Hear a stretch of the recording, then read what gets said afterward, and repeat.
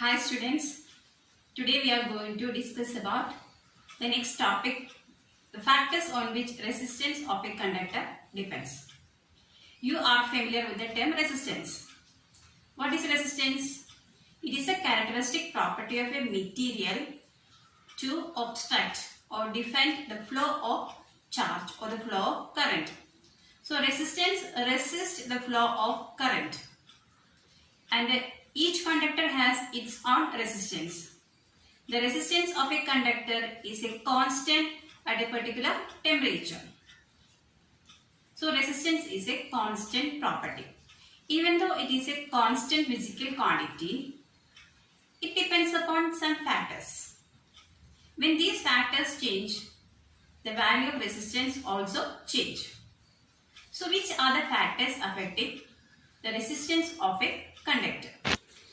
To study about the factors, there is an activity. For this, we need a cell or a battery, a switch, an ammeter, nichrome wires of different length and area of cross section, and a copper wire. Now connect all the components as shown in figure using copper wire. And you can see a gap.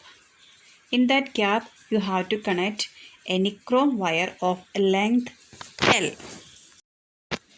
When the nichrome wire is connected, insert the key. Then the ammeter shows reading. That means current flows through the circuit.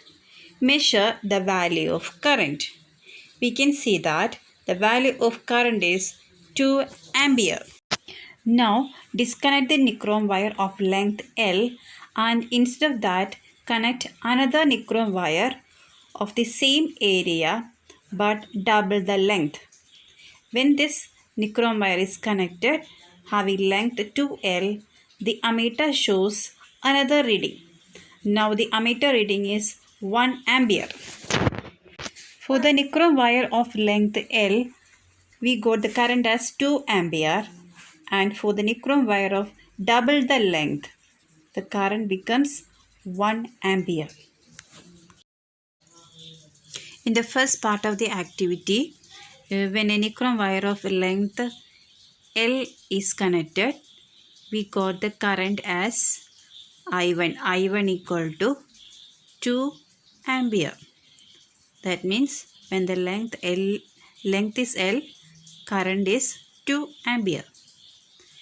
When a nichrome wire of double the length is used, that means length becomes 2L, the current becomes 1 ampere. So what is the relation between length and current? When the length is less, current is more. When the length is more, current is less. So we want to know what is the relation between this length and resistance. We want to study about the factors on which resistance of a conductor depends. So what is the relation between current and resistance?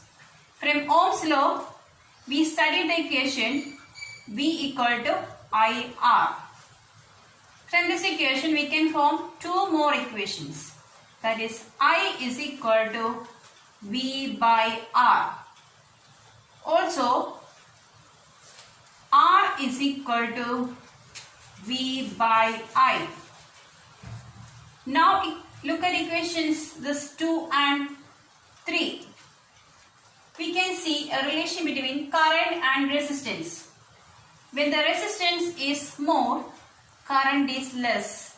That means current and resistance both are inversely proportional to each other. When the resistance is less, more current. When the current is more, resistance will be less. Both are inversely proportional. So, in this case, current is more. When current is more, resistance will be less. So, here the value of resistance will be less. In this case, when the length increases, current decreases. When current decreases, we know the relation between current and resistance. Resistance increases. So, R will be more. So when current is more, resistance is less.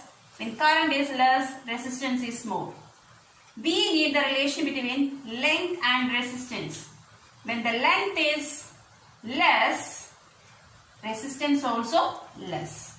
When the length is more, resistance also more. That means length of a conductor is directly proportional to resistance of the conductor. That means when the length increases, resistance also increases. The length increases, current decreases. That means resistance increases. So R proportional to L or L proportional to R. Now in the same circuit, instead of the nickel wire of length L, connect another nickel wire of same length but double the area. That means a thick copper wire, and measure the current through the circuit. We can see that the current is 4 ampere. In the second part of the activity, we used two nickel wires, both having the same length L.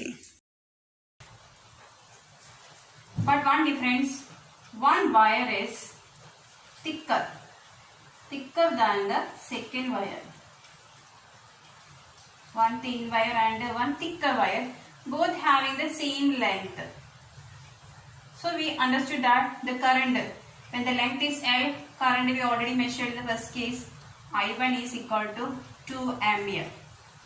When we connect a thick wire, here the current is, next current is 4 ampere. We got the current as 4 ampere. That means when the thickness or the area of the wire increases, area of cross section of the wire increases, current also increases. We know the relation between current and resistance. When current increases, resistance decreases. When current is less, resistance will be more. So for a thin wire, resistance will be more. When the area of cross section or thickness of the wire increases, resistance decreases. So what is the relation between area of cross section and resistance? When area of cross section increases, what happens to the resistance? Resistance decreases. So that relation is called, they are inversely proportional. Resistance of a conductor is inversely proportional to area of cross section of the conductor. That means when area of cross section increases, resistance decreases. That means R proportional to 1 by A. That is R is inversely proportional to area of cross section of the conductor. So we got two factors related to resistance of a conductor, that is length and area of cross section. So we can write when length increases, resistance also increases. So we can write as R proportional to L. When area of cross section increases, resistance decreases. So we can write R proportional to 1 by A. So here both LHS are the same. We can combine these two equations. So we can write R proportional to, when you combine this equation, L is in the numerator and A is in the denominator. So you can write R proportional to L by A. To make this into an equation, we have to change this proportionality symbol. For that, you have to multiply with a constant value. Here, we are using a constant value that is called rho. This is named as rho. Rho into L by A. This rho is called resistivity. Resistivity of the material of the conductor. We already studied one more term, that is R. R is called resistance. This you studied in Ohm's law, and this value, this constant value is called resistivity. Rho is a constant of proportionality. Similar to R. R was also a constant of proportionality. Similarly, rho is also a constant of proportionality. It's a constant for a particular material. Rho is equal to, how will you get rho? Rho is equal to R A by L. This is equation to find out resistivity of a material. Rho equal to R A by L. Then we need to find out the unit of resistivity. For that, apply the units of this quantities given.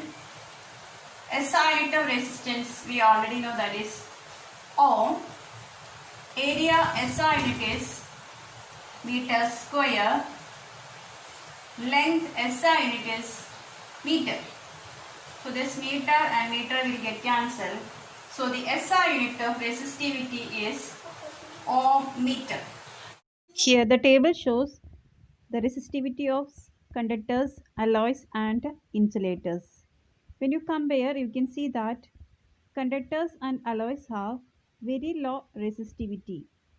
The resistivity lies in the range of 10 raised to minus 8 to 10 raised to minus 6 ohm meter. From the table, we can understand that the resistivity of insulators is very high.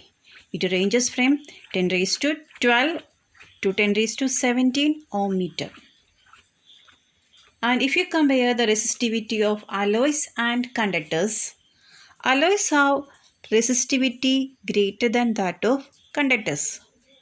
Due to this, alloys are preferred to make electric heating devices like electric toaster, electric iron. We know that tungsten is used in filament of bulb.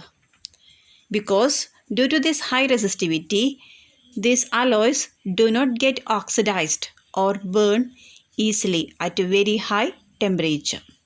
So they are used to make electric heating devices. So different materials have different values of resistance as well as resistivity. When the nature of the material changes, its resistance and resistivity also changes. Which are the factors affecting resistance of a conductor? We got two factors, that is length of the conductor. Second one is area of cross section of the conductor. And there are two more factors, that is called nature of the conductor. We have seen the list of conductors, insulators, alloys, etc. Different materials have different values of resistance. So resistance of a conductor depends upon the nature of the material. If you consider copper, the resistance will be different than that of silver. So different materials have their own resistance. So resistance depends upon nature of the material and also temperature. We studied that from Ohm's law. R is a constant at a particular temperature. When the temperature changes, resistance also changes. So these are the factors affecting resistance of a conductor.